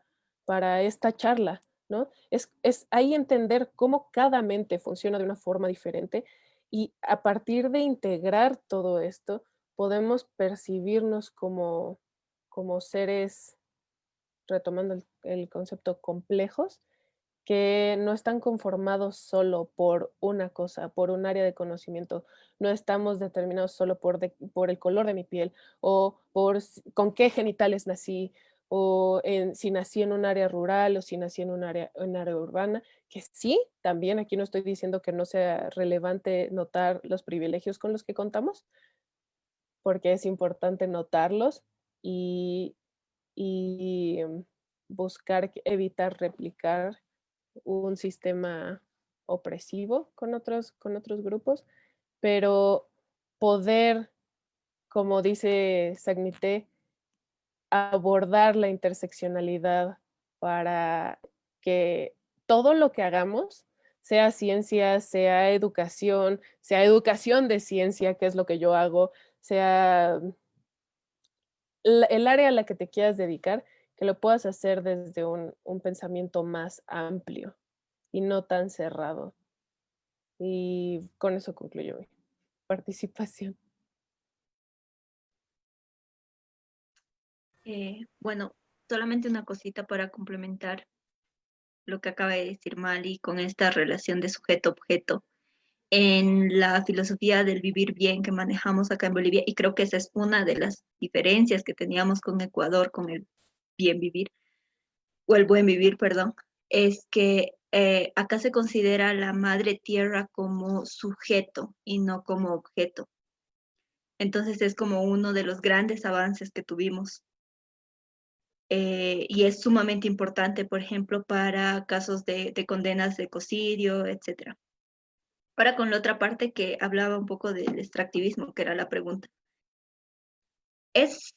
Yo creo que nuestro aporte es desde cualquier ámbito, desde el dejar de comer carne una vez a la semana al menos, hasta el no usar bolsas de plástico, pero yendo más allá y como un poco más profundo a poder entender realmente qué es el extractivismo, ¿no? Y bajo qué políticas mundiales, globales se maneja. Algo que es muy complicado es este tema de, y que también como que lo enlazo un poco con la pregunta anterior, este tema de pluriculturalidad e interculturalidad, que está dentro de una normativa, al menos acá en Bolivia, pero también tiene que ver mucho con el tema de territorialidad, ¿no? O sea, hablando del caso boliviano, en la región occidental hay el mayor porcentaje de personas que se identifican con únicamente con dos naciones indígenas, que serían quechuas y aymaras. Y en la región oriental, que es donde tenemos la Amazonía, hay poderes económicos muy fuertes como la agroindustria, que avasallan a más de 30 naciones indígenas. Pero estas naciones indígenas porcentualmente son muy pequeñas comparadas con las quechuas y aymara. Entonces también hay como, por ejemplo, políticas que pueden beneficiar a la región occidental de Bolivia, pero que avasallan pueblos indígenas pequeñitos. No se los consideraba agresivos hacia comunidades indígenas porque el mayor porcentaje de población indígena no estaba en el oriente. Entonces, como que restaba peso. Pero igual, o sea, más bien son como que muy ancestrales, son incluso pueblos no contactados. Entonces hay que ver un poco ese tema de también hacia dónde y dónde afecta el extractivismo que estamos viviendo o estas políticas, yo le digo políticas ecocidas en nuestros países, ¿no? Y poder trabajar con los sectores más vulnerables frente a este extractivismo y a este ecocidio y a esta destrucción de la naturaleza. Poder ir en contra también del extractivismo es ver qué productos de comida, de vestimenta, están siendo o están afectando a regiones en nuestro país o están atentando, por ejemplo, contra la naturaleza y cuáles no, cuáles son de diversidad económica o que están dentro de una política de diversificación productiva económica, que es algo con lo que se trabaja acá muy poco, pero se intenta, que son productos, por ejemplo, que involucran a comunidades campesinas, a pueblos indígenas o a pequeños sectores productivos y que no implican una destrucción de la naturaleza, ¿no? Pero también es como un manejo extraño desde desde la ciencia, incluso desde la ecología, porque hay algunos planes de manejo, por ejemplo, de fauna. Acá hay la producción de carne de caimán, que más bien ha servido para incrementar las poblaciones de caimanes que estaban siendo cazados indiscriminadamente y era un problema grave y estaba entrando en un riesgo de extinción. Que bueno, el peligro aún continúa por el tema minero aurífero en los ríos bolivianos, pero que ha permitido que una comunidad tenga un ingreso fijo, cuide a los caimanes y haga un monitoreo para saber el estado genético de esas poblaciones. Entonces no hablamos de extractivismo, hablamos de un aprovechamiento, por ejemplo, dentro de un plan de manejo que está permitiendo cuidar el bosque, pero también darle de comer a una comunidad indígena que estaba siendo atropellada por caza indiscriminada y por contaminación por mercurio y un montón de otras cosas. Entonces yo creo que podemos luchar contra el extractivismo desde diferentes fuentes y todas son válidas. O sea, por muy chiquitita que tú le veas, es muy válida. Incluso ir a un colegio y decirle, bueno, tenemos esta fauna nativa, o sea, algo que a mí me choca mucho, por ejemplo, es, no sé, hablas de un abecedario y dices animales con E y todos dicen elefante, ¿no? Entonces es como ni siquiera está en este territorio. Entonces los niños no saben qué tenemos, planta es planta verde y ya, entonces hay un montón de plantas, hay un montón de plantas medicinales que no se reducen, no sé, a la manzanilla, por ejemplo, sino hay muchas otras más con muchas propiedades que desde la academia se sabe cómo funcionan, ¿no? Pero de que funcionaban lo descubrieron hace cientos de años, miles de años, las comunidades indígenas que vivían en el lugar o los asentamientos que vivían en el lugar. Entonces yo creo que es muy válido luchar contra el extractivismo desde cualquier espacio que nosotros tengamos y de la forma más adecuada que nosotros y para nuestra realidad exista, ¿no? Y bueno, un pequeño así paréntesis posterior a la respuesta del extractivismo es sobre lo que hablaba Valesca. El tema de contar con una normativa no siempre es suficiente y es mucho porque hay esta apropiación discursiva e incoherencia discursiva entre los gobiernos y lo que hacen, ¿no? Entonces, por ejemplo, acá en Bolivia se reforzó mucho este tema del racismo y quien estaba en contra del gobierno, que era un indigenista, era racista y estaba pagado por la derecha y pagado por las grandes empresas y no siempre era así. Incluso hay no sé si lo buscan, si gustan revisarlo, la masacre de Chaparina, que sucedió acá en Bolivia por defender un territorio indígena, y sucedió durante un gobierno indigenista, ¿no? Con el argumento de que estaban siendo pagados por Estados Unidos, y no era cierto, estaban oponiéndose contra la construcción de una carretera que destruía un parque nacional y afectaba a todas las comunidades indígenas alrededor. ¿no? Pero mantenía ese discurso de racismo, de quien esté en contra de un gobierno indigenista es racista.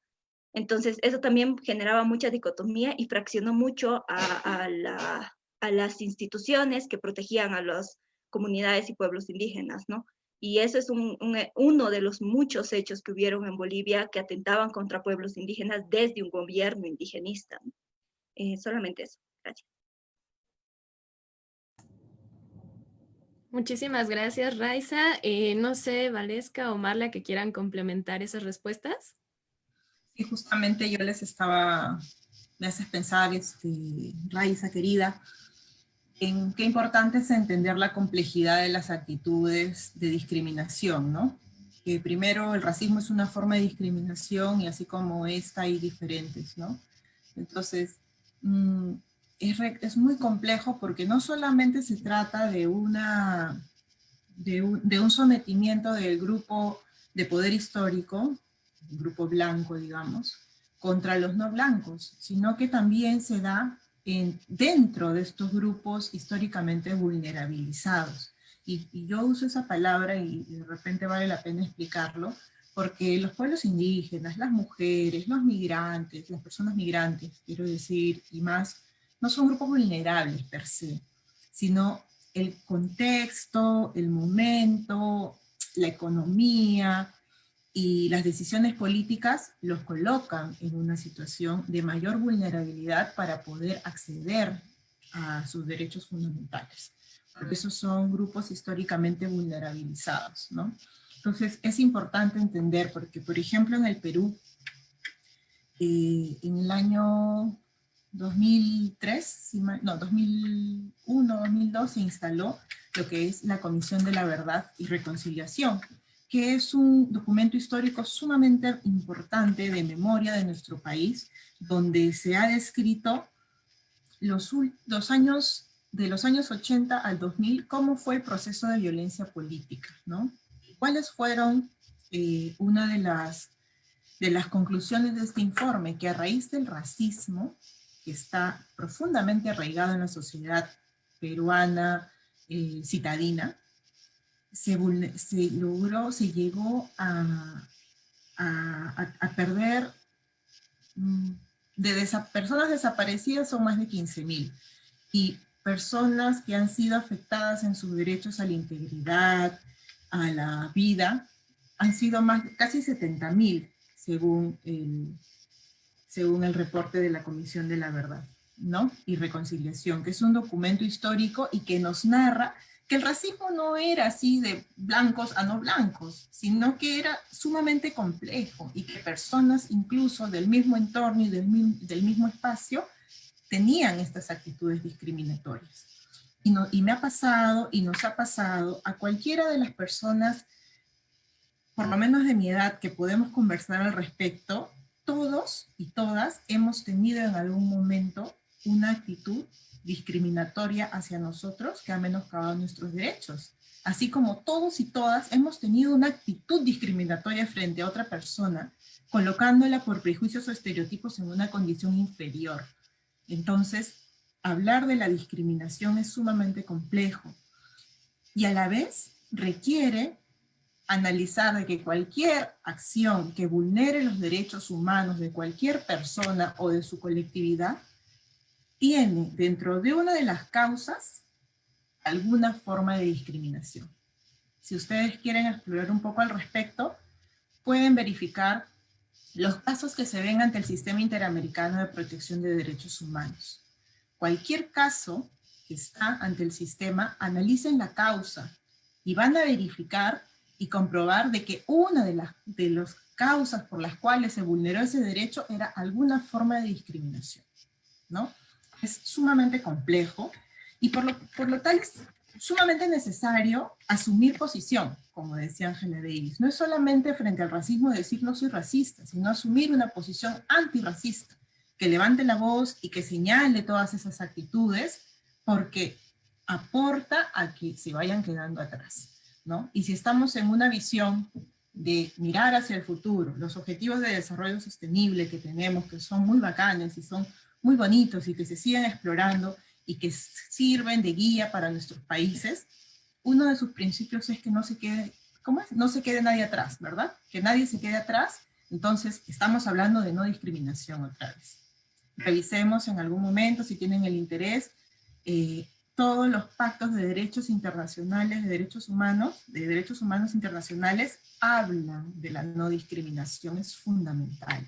Es muy necesario de que si estamos pensando en la construcción de un buen vivir, desde la forma como lo entendamos en nuestro bienestar, sepamos que un compromiso es asumir una postura antirracista, ¿no?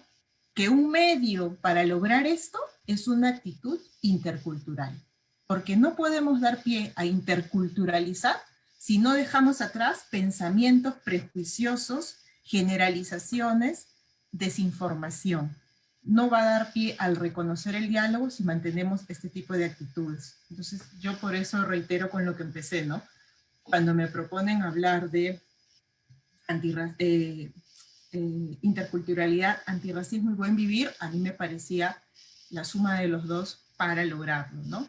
Y ese buen vivir diverso, ¿no? Desde diferentes concepciones. Gracias a las culturas andinas que le han dado un primer contenido, nosotros podemos lograrlo. Yo desde mi ciudad, ¿no? Me ha permitido entender de que mi buen vivir significan tales cosas y por las cuales yo genero determinadas actitudes, ¿no? Que si van sumando, mucho mejor. Si lo hago en colectividad, mucho mejor. Pero si no, no me crean que lo que yo hago no impacta al resto, ¿no? Pero eso, muchísimas gracias. A ti muchísimas gracias. Ah, sí, perdón, Mari, ¿ibas a hablar? No te preocupes. Aquí creo que es clave esta última parte que dijo Valesca de cómo es tu buen vivir. Porque una de las cosas más importantes, al menos para mí, es que mi buen vivir no tiene que ser el mismo para Raiza, no tiene que ser el mismo para Valesca, no tiene que ser el mismo para Marla, no tiene que ser el mismo para Iván, el mismo para Daniel, el mismo para Andrea, para Aranza. Cada persona o cada cultura puede tener su propio buen vivir y a partir de eso puedes tener un intercambio de saberes, un intercambio de culturas, de idiomas, de lo que quieras, pónganle el nombre que quieran, pero no apelar a seguir imponiendo que hay una sola forma de vivir, que hay una sola forma de hacer bien las cosas, porque entonces seguimos apostando a este sistema que tiene un sinnúmero de opresiones, ¿no? A mí lo que me gusta es, ya le hice una modificación a esta frase de Angela Davis, de que no basta con solo ser solo no ser opresivos, sino que hay que ser abiertamente, públicamente, anti-opresivos. Y entonces tienes que ser antirracista, anticlasista, antisexista o antimachista, antiadultista, porque también es otra opresión de la que no se suele hablar tanto, que sufrimos mucho la gente joven porque pues no sabemos tanto y entonces por eso tampoco se toma en cuenta tanto de lo que decimos, como si no supiéramos qué no queremos, como si no supiéramos que no queremos un mundo con tantas opresiones, que no queremos que alguien nos grite, que alguien nos trate de tontos o tontas o tontes. Entonces sí hay que ser activamente, abiertamente antiopresivos, porque también existir, nuestra simple existencia, y aunque a veces no nos guste reconocerlo, es política. Nuestra existencia, con la postura que tomes o no tomes, ya estás tomando una postura y ya estás yéndote a algo político. Nuestras existencias son políticas y podemos tomar una postura para evitar que se sigan replicando estos sistemas opresivos que nos dañan entre nosotras como personas, dañamos a otras especies y dañamos a todo el sistema que nos sostiene, que es nuestra madre tierra, nuestra Pachamama. Muchísimas gracias, Mali. No sé si alguien más quiera agregar a estos comentarios. Pues yo solo quisiera terminar diciendo que este último que preguntaba, ¿no? O sea, cómo, y que sume a todo lo que ya dijo Manilani y Valesca, de cómo sumamos estas luchas, cómo nos acercamos. Y yo creo que solo saliendo y viendo, o sea, hay luchas por la defensa de la vida y la tierra y la naturaleza en todos lados, ¿no? Creo que a veces nos vamos por los grandes movimientos que aparecen, ¿no? Y siempre lo estamos viendo muy lejos. Pero lo cierto es que los barrios en las ciudades, en los pueblos cercanos, la gente se organiza para defender su derecho a existir, ¿no? Y este derecho a existir viene con defender la vida en toda su complejidad, ¿no? Que no es solo la vida de la especie humana ni de ese grupo, sino de cuidar el medio en el cual cohabitamos y coexistimos. Entonces eso, creo que prestando atención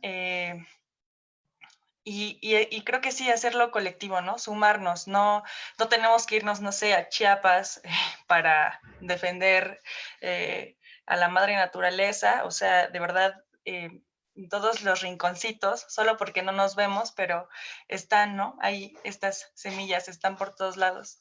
Y creo que cuando les empiezas a ver, te das cuenta que hay todo un entramado, ¿no? De redes, de cooperativas, de colectivos, de formas de entender y vivir la vida de maneras bien distintas como el modo de muerte que hemos aprendido. Y que el reto justo es desaprender y aparte construir. Entonces, pues muchas gracias también a todas y a todos por sus comentarios y disfruté muchísimo la charla y aprendí un montón. Bueno, sí, igual a modo de despedirme, gracias por todo lo que hemos ido aprendiendo, también gracias por permitirme hablar un poco desde mi realidad acá en Bolivia. Y es cierto lo que dice Marla, ¿no? O sea, podemos aportar desde todos los espacios, incluso si no son lugares que de alguna forma nos afectan directamente. Como ya saben, y ahí aprovecho igual mi espacio publicitario, que no es tan feliz como el de Mali, Sudamérica está en llamas, ¿no? Argentina se está quemando, Bolivia está con incendios forestales terribles en estos momentos, Perú también tuvo incendios, Brasil ni para qué decir, o sea, hay ecocidio ahorita mientras nosotros estamos hablando. Entonces yo creo que aportar y poder apoyar también esas luchas de un montón de gente que se está moviendo para, o sea, desde la sociedad para apagar los incendios, porque a los gobiernos como que mucho no les interesa, ¿no? Porque no está muy de acuerdo con sus políticas, entonces podemos aportar también a otros espacios que vemos que sí son importantes y que quizás no están teniendo la fuerza a nivel internacional como sí deberían. De verdad, muchísimas gracias y también gracias por todas las enseñanzas y por haber estado acá. A ustedes, de verdad, muchísimas gracias por acompañarnos, por compartirnos tanto de esto que ustedes saben. Como bien mencionaba ahí en el chat de varias personas, esto ha sido una síntesis y un análisis impresionante. Es un cierre excepcional para nuestra jornada de El Camino hacia el Buen Vivir. Muchísimas gracias otra vez por estar con nosotros. Y como, bueno, hemos venido mencionándoles, vamos a hacer nuestro cierre con el sello. ¿Me avisan cuando lo puedan ver, por favor? Sí, Valesca, Marla, Marinali, Raiza nos van a sellar nuestro pasaporte. Muchas gracias. ¿Me avisan cuando ya lo vean? Ya se ve. Listo.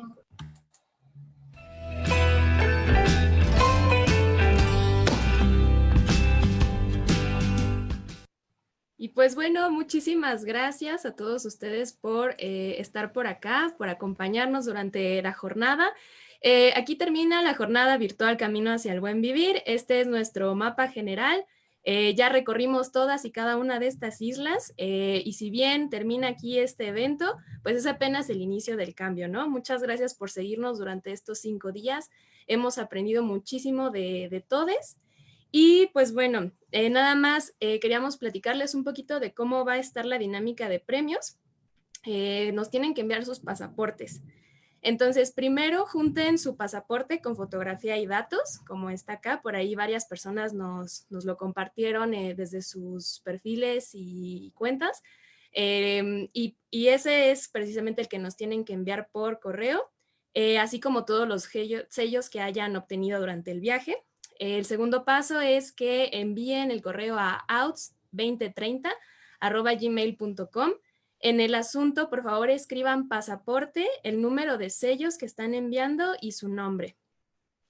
Finalmente, bueno, los primeros 5 que nos manden el correo con todas las características mencionadas podrán llevarse los premios de Foca Diseñadora y Huella Carmín junto con la exclusiva Biblioteca Out.